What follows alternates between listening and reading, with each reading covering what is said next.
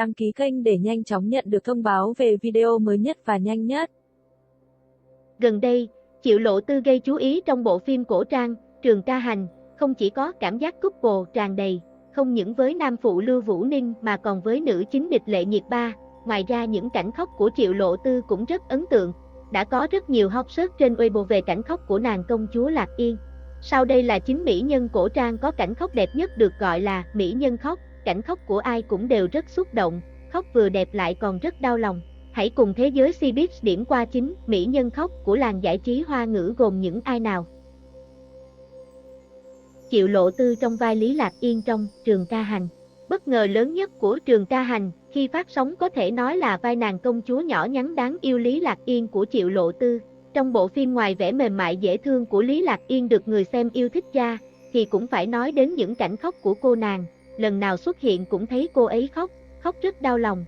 Nhìn vào chỉ muốn đưa tay ra lau nước mắt cho cô ấy, là nhận xét của một số fan phim Trường Ca Hành dành cho các cảnh khóc của Triệu Lộ Tư, và các cảnh này cũng được mọi người bàn tán, thảo luận rất nhiều. Bộ phim cổ trang Trường Ca Hành được chuyển thể từ tác phẩm truyện tranh cùng tên của tác giả Hạ Đạt. Bối cảnh phim được diễn ra ở thời đại nhà Đường, trong sự kiện xảy ra ở cổng Huyền Vũ. Địch Lệ Nhiệt Ba trong vai công chúa Vĩnh Ninh, hay còn được gọi với một cái tên khác là Lý Trường Ca. Cô là một công chúa với tâm hồn trong sáng, hoạt bát và rất đáng yêu. Nhưng sóng gió đã bất ngờ ập đến với cô gái trẻ. Toàn bộ những người thân yêu, ruột thịt của cô đều bị chính thúc phụ Lý Thế Dân, hoàng đế thứ hai của triều đại nhà Đường sát hại.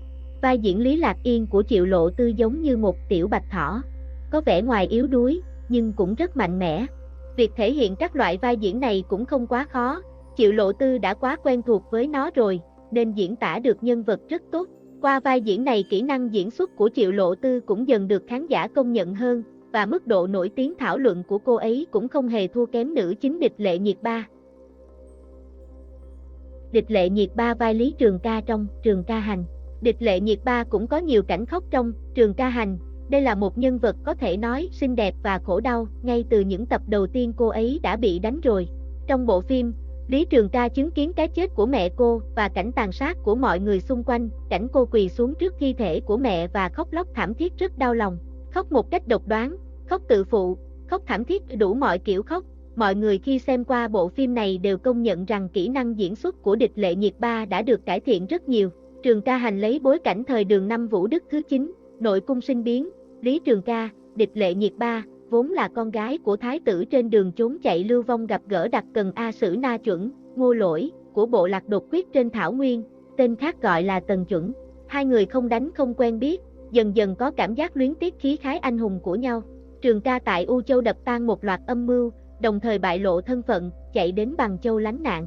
Nàng ẩn mình bên cạnh thứ sử Bằng Châu Công Tôn Hằng, trợ giúp chống lại sự xâm lược của thế lực ngoài Thảo Nguyên, nhưng không ngờ rằng tướng quân Chuẩn Ưng của kẻ địch lại là Tần Chuẩn. Trường Ca bị sốc và đau lòng. Tuy nhiên tình hình ở Đoá Châu rất nguy cấp, để tranh thủ được thời gian chờ viện binh, Lý Trường Ca cùng Na Chuẩn đàm phán, vì đại cục tự nguyện trở thành tù binh bị áp giải về Thảo Nguyên. Ngoài ý muốn biết được Đại Khả Hãn còn có dã tâm khác, vai diễn Lý Trường Ca của Địch Lệ Nhiệt Ba trong Trường Ca Hành có thể nói là rất tốt. Một nàng công chúa chạy trốn với sự khôn ngoan và lòng cam đảm, trong lòng đầy nỗi thù hận, không thích nói nhiều, làm việc một cách đơn giản và gọn gàng. Một nữ chính không hề ngu ngốc nhưng cũng rất ngọt ngào. Tính cách độc lập và tự hoàn thiện bản thân đã được Nhiệt Ba lột tả hoàn toàn. Ngoài ra phải nói đến chemistry giữa nữ chính Lý Trường Ca với nữ phụ Lý Lạc Yên, và cả những cảnh ngọt ngào, những tia lửa điện giữa Lý Trường Ca với A Sử Na Chuẩn. Đàm Tùng Vận vai La Thập Nhất Nương trong Cẩm Tâm Tựa Ngọc. Những cảnh khóc của Đàm Tùng Vận cũng rất nổi tiếng và rất có sức truyền cảm. Lần này Đàm Tùng Vận có rất nhiều cảnh khóc trong Cẩm Tâm Tựa Ngọc, và những cảnh khóc của Đàm Tùng Vận cũng đã được đạo diễn đề cập đến là do nhân vật La Thập Nhất Nương của Đàm Tùng Vận đã trải qua quá nhiều đau khổ và sinh ly tử biệt. Bộ phim Cẩm Tâm Tựa Ngọc lấy bối cảnh thời Minh, thứ nữ La Thập Nhất Nương, Đàm Tùng Vận, tuy địa vị thấp kém nhưng rất có lý tưởng. Nàng cho rằng tầm nhìn của người phụ nữ không nên bị bó buộc vào các quy tắc trong nhà. Nàng hy vọng có thể dựa vào kỹ thuật thêu thùa tinh xảo của mình mà giành được cuộc sống tự do tự tại. Sau khi ngoài ý muốn mà gả cho Vĩnh Bình Hầu đại tướng quân Từ Lệnh Nghi, Trung Hán Lương, nàng dùng tinh thần lạc quan tích cực đối đãi với mỗi một người bên cạnh mình, dựa vào nỗ lực thu phục lòng tin trên dưới nhà họ Từ, kiểm soát lại việc trông nom nhà cửa, quản gia. Khán giả sau khi xem qua những cảnh khóc này ai cũng thực sự khâm phục tài quản lý biểu cảm của các diễn, ví dụ như Đàm Tùng Vận trong cảnh khóc đau khổ thấu tim này cô ấy đã khóc thật sự gần như là bộc lộ hết nỗi đau của nhân vật, nhưng nhìn vào vẫn đẹp như vậy, chắc chắn là đã được luyện tập rất nhiều lần, mới được như vậy chứ không phải dễ dàng mà có thể diễn ra được cảnh này. Triệu Lệ Dĩnh vai Chu Phỉ trong Hữu Phỉ. Cảnh khóc của Triệu Lệ Dĩnh cũng nổi tiếng vì sự truyền đạt nội tâm nhân vật siêu phàm của mình. Trong Hữu Phỉ, cô ấy cũng có nhiều cảnh khóc có thể nói là khóc từ đầu đến cuối, khóc vì bất lực, khóc đau lòng, khóc vì xúc động, khóc vì bị khinh thường. Tất cả các cảnh khóc này, Triệu Lệ Dĩnh đều thể hiện bằng các kiểu khóc khác nhau có thể nhìn ra được rất rõ ràng. Hữu Phỉ là bộ phim kể về nhiều năm trước, giang hồ loạn lạc, đương thời có 48 trại phỉ của Nam Đao đại hiệp Lý Chưng. Sau này Lý Chưng lâm bệnh qua đời, danh môn chính phái cũng lần lượt bị thua. Con gái của Lý Chưng là Lý Cẩn Dung tiếp nhận chức vụ đại đương gia, thành hôn với Chu Dĩ Đường. Vậy là Chu Phỉ, Triệu Lệ Dĩnh, đã sinh ra ở một thời đại giang hồ xuống dốc như vậy. Sau khi Nam Đao Lý Chưng mất đi, những tiền bối nổi khí phách một thời cũng dần dần mai danh ẩn tích. Năm 13 tuổi, Chu Phỉ, Triệu Lệ Dĩnh bỏ nhà trốn đi, suýt chết, may mà được Đoan Vương Tạ Doãn, Vương Nhất Bác cứu mạng. Mệnh trung chú định, lương duyên đã kết từ đây. Triệu Lệ Dĩnh đã đóng rất nhiều bộ phim cổ trang, mỗi lần nhắc đến mỹ nhân khóc thì những cảnh khóc của cô ấy đều xuất hiện và liệt kê trong danh sách. Mỗi một khung hình, mỗi một cảnh khóc của Triệu Lệ Dĩnh đều có thể được xem là đẹp kinh điển. Dương Tử vai Cẩm Mịch trong Hương Mật Tựa Khói Sương. Cảnh khóc của Dương Tử cũng siêu nổi tiếng. Rất nhiều netizen đều ấn tượng với cảnh khóc của cô ấy trong Hương Mật Tựa Khói Sương. Ở nửa sau của bộ phim, tình tiết ngược rất nhiều, có thể nói cô ấy gần như khóc từ đầu đến cuối. Nước mắt không ngừng rơi, cô ấy đã khóc rất nhiều trong quá trình tìm kiếm Hút Phượng, và rồi đã gục ngã và khóc lóc khi sự thật được tiết lộ. Mỗi cảnh quay này đều khiến người xem phải rơi nước mắt cùng. Hương Mật Tựa Khói Sương là một dự án chuyển thể từ tác phẩm cùng tên của tác giả Điện Tuyến. Vốn là con gái của Hoa Thần, nhưng chịu phải kiếp nạn từ nhỏ, Cẩm Mịch, Dương Tử, bị Hoa Thần dùng thuốc tuyệt tình khiến cô trải qua quãng thời gian 4.000 năm trong sự cô đơn và ngưỡng tưởng không bao giờ có thể gặp được một thiên duyên tiền định của mình. Sau khi tu luyện trở thành tiên nữ, Cẩm Mịch vẫn là một tiên tử trong sáng, thiên chân với vẻ ngoài có mê lực thần kỳ khiến cả Dạ Thần Nhuận Ngọc và Hỏa Thần Hút Phượng, Đặng Luân đều say đắm. Tuy nhiên người đưa Cẩm Mịch đi từ vị ngọt đến vị đắng của tình yêu lại là Hỏa Thần Hút Phượng. Câu chuyện tình của hai người trải qua những khó khăn, trầm loạn của hoa giới, nhưng cho đến khi mọi thứ đã muộn thì Cẩm Mịch mới phát hiện ra tình cảm của mình. Nhưng cảnh khóc kinh điển nhất có lẽ phải nói đến cảnh Hút Phượng nắm chặt tay Cẩm Mịch hỏi, nàng có từng yêu ta không? Với ánh mắt lạnh lẽo, nước mắt không ngừng chảy ra, Cẩm Mịch đã lạnh lùng nói từng chữ, chưa bao giờ, đã khiến rất nhiều người phải rơi lệ với hai nhân vật trong cảnh này. Lý Thấm vai Ly Ca trong Cẩm Tú Nam Ca. Cảnh khóc của Lý Thấm cũng đã nhiều lần xuất hiện trên hot search của Weibo, và cảm xúc trong những cảnh khóc này cũng đầy sức lan tỏa. Lý Thấm đã có rất nhiều cảnh khóc ngay trong những đoạn đầu của Cẩm Tú Nam Ca. Ano sư muội của Lý Ca đã hy sinh thân mình dụ địch đánh lạc hướng cứu Ly Ca và chết thảm trước mắt cô. Ly Ca đã nắm chặt vòng tay để lại của Ano và khóc rất đau lòng. Cẩm Tú Nam Ca lấy bối cảnh thời kỳ Lưu Tống Nam Triều phim kể về quá trình trả thù của cô nàng Ly Ca, Lý Thấm, thủ vai. Gia đình đại thần Tạ Hối trong triều đình bị diệt môn, con gái thứ hai Tạ Uẩn may mắn sống sót được một phú thương cứu sống và nuôi dưỡng đổi tên là Ly Ca. Lưu Nghĩa Khang, Tần Hạo, thủ vai và Ly Ca gặp nhau ở dân gian, cùng nhau điều tra Lục Viễn, hai người tuy không rõ thân phận của đối phương nhiều lần cùng chung hoạn nạn, trở thành chi kỷ của nhau nhưng lại vì có hôn ước mà phải chia ly.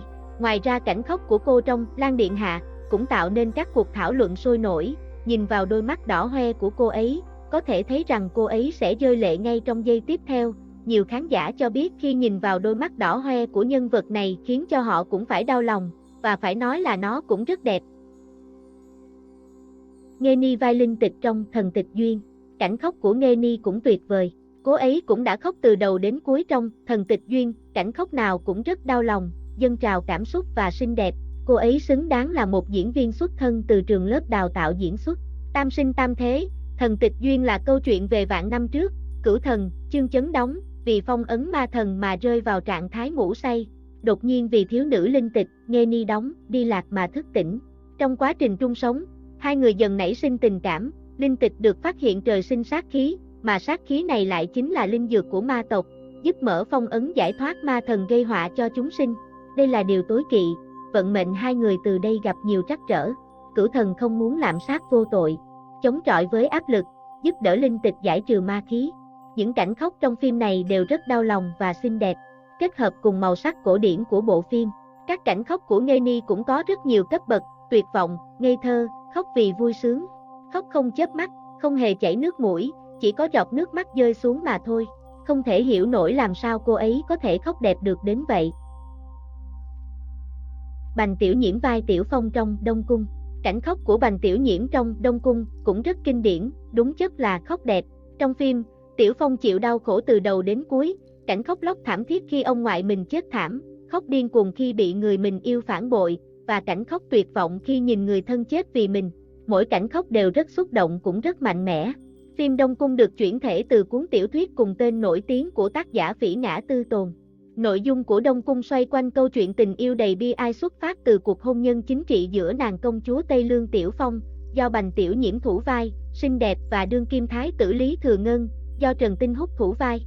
Cùng với những đau khổ rằng xé nội tâm giữa những con người, đó là những mâu thuẫn được đẩy lên cao trào xảy ra trong Đông Cung, cùng với những âm mưu đen tối chôn cung đình. Nhưng rồi cuối cùng thì những vòng xoay ấy lại khiến cho con người phải thay đổi và nảy sinh tình cảm với nhau. Bành Tiểu Nhiễm rất phù hợp để vào vai mỹ nhân Tây Vực, đôi mắt to và khuôn mặt sắc nét khiến người xem dễ dàng liên tưởng đến các cô gái đến từ Tân Cương, nhưng đôi mắt to đen láy cũng là đặc điểm khiến cô càng trở nên xinh đẹp trong những cảnh khóc. Dương Mịch vai Phù Giao trong Phù Giao Hoàng hậu. Dương Mịch cũng được công nhận là một nữ diễn viên hay đóng cảnh khóc. Những giọt nước mắt của cô ấy đến đúng lúc khi cô ấy cần, khớp với những câu thoại trong phim. Trong một chương trình tống nghệ cô ấy đã biểu diễn cảnh khóc, chỉ trong một giây đã có thể rơi được nước mắt, không cần thời gian để chuẩn bị. Cảnh khóc trong phim đối với cô ấy không chút khó khăn, và tất cả cảnh khóc này đều có thể được xem là kinh điển. Phù Giao Hoàng hậu là dự án phim truyền hình được chuyển thể từ tiểu thuyết cùng tên của tác giả Thiên Hạ Quy Nguyên. Mạnh Phù Giao là một cô gái túc chí đa mưu, khi còn nhỏ nhập làm môn hạ Huyền Nguyên kiếm phái ở Thái Uyên, nhưng vì tư chất nàng kém cỏi nên trong sư môn luôn bị xem thường. Cho đến năm 16 tuổi, luyện đến phá cửu tiêu thần công, võ công trở lên tiến bộ nhanh chóng.